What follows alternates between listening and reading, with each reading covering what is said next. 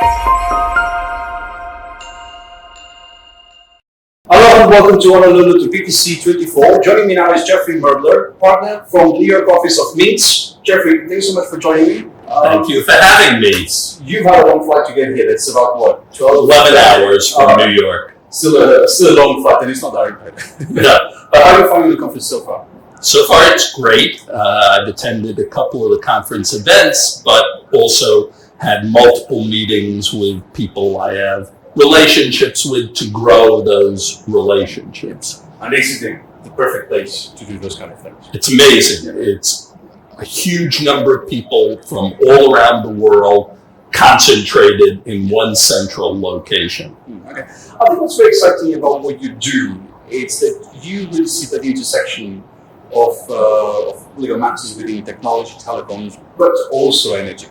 I mean, the guys, you go downstairs, and especially the data center guys, energy is the key word. We need energy for all of us. So what would you say are the legal challenges in 2024? What are the legal challenges in the intersection of those two industries? Let's call it TMT, but TMT, just so the viewers know, we're talking about telecoms and technology, data centers, not so much media side and all that. So the world is evolving quickly, and energy was much less of an issue. It was really a cost issue to the telecom industry prior to today. In the last few years, it's become not just a cost, but an availability issue and a sustainability issue.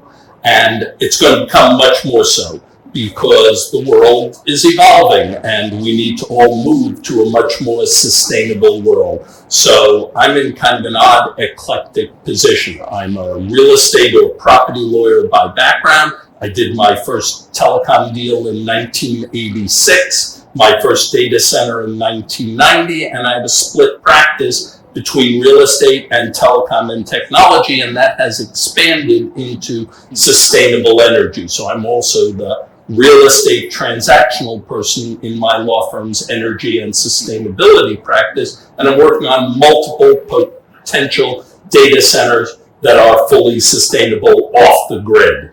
Very interesting. And then what are the differences between representing, for example, a property owner versus representing a telecoms, real estate person, especially small data centers?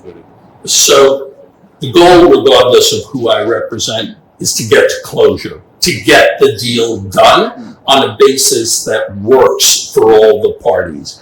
Obviously, the concerns and the issues that a property owner has versus a data center tenant versus a customer user are each different perspectives on the same transaction.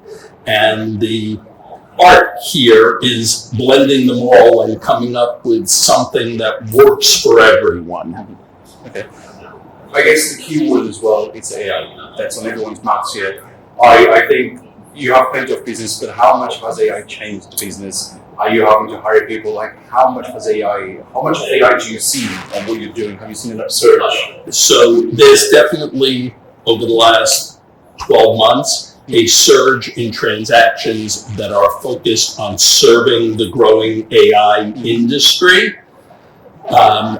Those transactions are not that different from the others I have done over the years. They may be larger often, and they're a bit potentially speculative because what we're seeing now, and we have seen this at several points in the telecom and data center world in the past, is sort of a land grab. There are companies going into or expanding what they do in AI that are grabbing capacity, data center power, space, facilities, fiber capacity and such, to serve what they expect to do in the future in the AI world.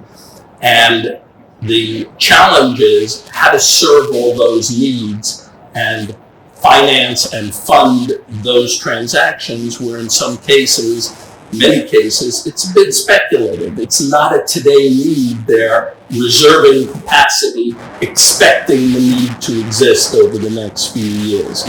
So really quite interesting shifts from even just before COVID in a way. It's really accelerated. But you said you built the first data center in 1990. So how has the traditional real estate route of doing these things changed over the years? Give it a background. So from the 90s all the way to the 2020s. The most interesting aspect of it is that originally, and up until maybe 10 years ago, most data center transactions were done by a real estate or facilities group at the customer user, okay, not by a telecom technology or data center group, because most companies didn't have that, those groups at that time. Over the last 20 years, that has evolved, and in the last 10 years, I'd say it was 50-50. In the last few years, it's probably 75% of the transactions I work on are led by a telecom, data center, technology, IT type group, not a real estate and facilities group. That has also created another move over the years, which is originally when transactions were real estate transactions with a technology overlay, they were leases, which is what the real estate industry is used to seeing. It's evolved now, so many of the transactions are an MSA, a Master Services Agreement, which emanates from the software and technology world. And that's created a lot of conflicts in the industry because the lease is designed as a document protective of the landlord, whereas the MSA coming out of the software and IT world is protective of the customer. Okay. So there's been kind of a shift and new provisions and new terminology, not new today, but it was new 5-10 years ago when this transition started. Has it generated any new pain points? Are people still struggling? Absolutely. There are different issues that are major issues in almost every transaction today that weren't 10 years ago. Okay. Things like how the SLA operates. Does the tenant customer get credits for various things that don't happen as projected? Does the tenant customer have a termination right? Are there limitations on damages that a tenant customer or a landlord for that matter can collect? Are there exceptions from those limitations? A lot of issues have changed focus as a result of that. You know, because you're based in the New York office for Mintz.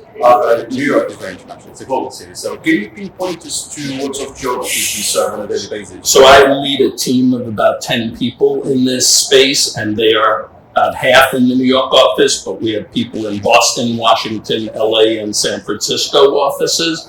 And the transactions are everywhere in the United States and some Canada, Europe, Scandinavia, Eastern Europe, a little bit in Asia, a little bit in Africa, a little bit in Central and South America, at least what we're involved with. You touched on a lot of geographies that's super interesting. There's so much changing in all of them.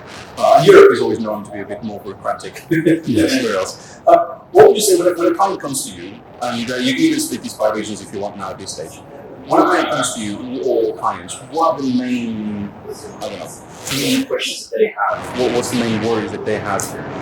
What's probably first and foremost is how quickly can this transaction be consummated? When are we going to sign the documents and bind the transaction? And that varies dramatically depending on the type of transaction and who the counterparties are as to how quickly they will move. I've done huge data center deals that took 6 weeks. And I just concluded probably the most complicated data center deal I've ever done. That took about 1.5 years. Can you say what it was? It's not public, but it was a very complicated restructuring and releasing of a data center facility involving multiple properties, including financial services, tenants. In Europe and the US? That one was in the US, on the East Coast. Okay, interesting. So, and then as we look into 2024, 25, I mean, this is a very politically heavy year with a lot of elections, and you've got geographies where there's billions of people going to go to the polls to choose new leaders. How do you expect it to touch up this market? Do you envision any more barriers, obstructions, uncertainty? So I think there's going to be points in time, including right now, where people are sort of taking new transactions slowly until they see right now in the US, whether there's going to be a leadership change and where it will go. We had a period like that about 6 months to 18 months ago as interest rates changed in the US and around the world. You see these periods all the time. I think as we see the evolution of AI that you mentioned earlier, that's a possibility depending on how quickly AI moves as to whether or not there will be pauses in transactions to see where AI evolves. We're also seeing issues involving availability of power as well as generating sustainable green power. I'm working on a whole bunch of data center transactions involving off-the-grid sustainable power generation. It is a big topic because at the end of the day, there's no digital infrastructure without energy. You've got to keep the lights on. Then I was going to ask, because of course, we are at PPC 2024 in beautiful Hawaii. Next year, when we are back for the 25th edition, 2025 edition, which I think is going to be the 50th edition of this conference, what's the one thing that you think is achievable, but the industry really needs to get their act together to achieve in 12 months' time? Something that's really critical that we get right in the next 12 months. I think it's the power issue and creating better, proven, sustainable sources of power off the grid that we're reducing our carbon footprint and not relying on expanding capacity of the grid. Okay. Well, Jeffrey Moerdler, partner for Mintz, thanks so much for talking to me. My pleasure. I can't wait to see more what you do. Thank you. As the industry grows on the legal side as well. Thanks very much. As for your home, thank you for watching. Do check our website and social media for more timely news from across the world about digital infrastructure. Until next time, mahalo.